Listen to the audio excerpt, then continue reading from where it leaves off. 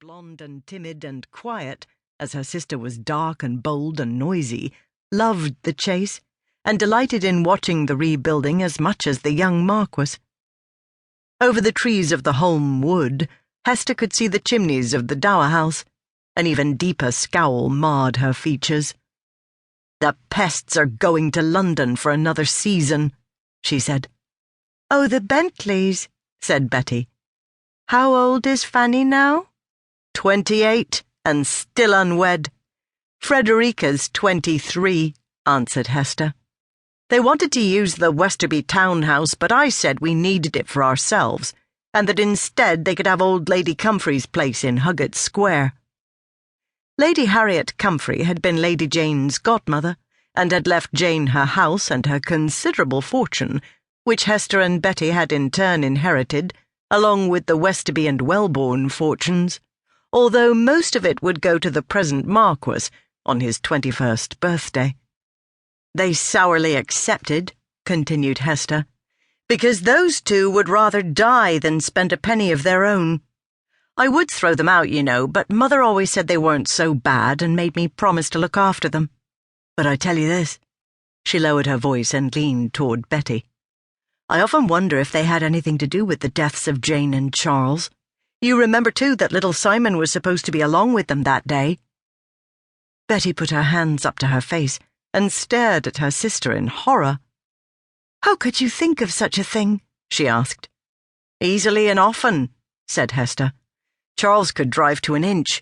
The coach was smashed to matchwood, and no one was on the scene to bear witness.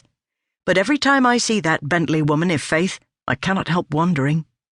"Oh, Hester, 'tis so unladylike to think thus," said Betty, "and we owe it to Jane's name to become ladies."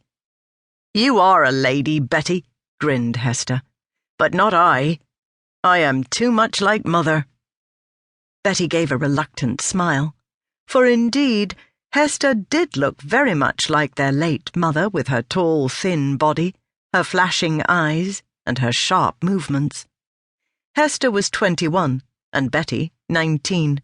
Their late stepsister Jane and their governess Miss Armitage, who was now engaged in teaching the young Marquis, had tried to give Hester some town bronze, but at its best it was only a thin veneer.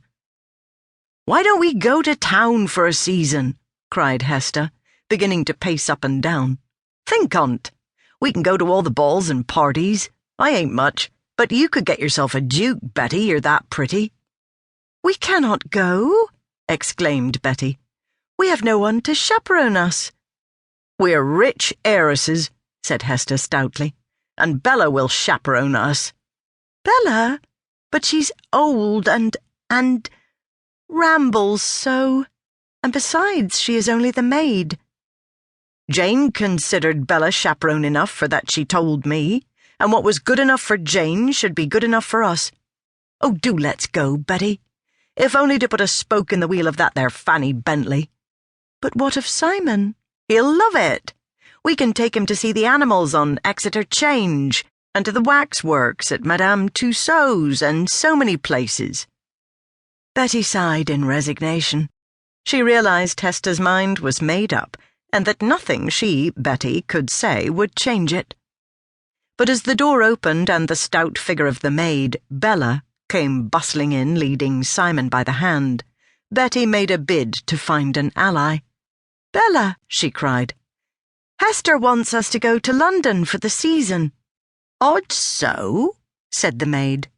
"Now, Lady Hester, what do you want to go to such a rumty old place as London for?